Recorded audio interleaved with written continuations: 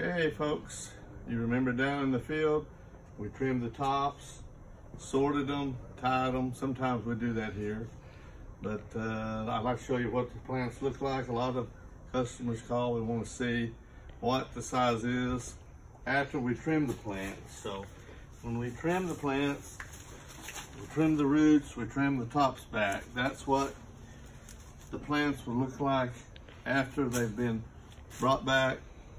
And after we do this process, we take them, box them, wet them with shredded paper, and then we put them in cold storage at 30 to 32 degrees, and that's the way they're held. And then when we get the orders out for Mondays, we bring them out of the coolers, package them, get them ready to go out by whatever, FedEx, US, UPS, USPS. And so that's the way your orders get dispersed out from Pense Nursery.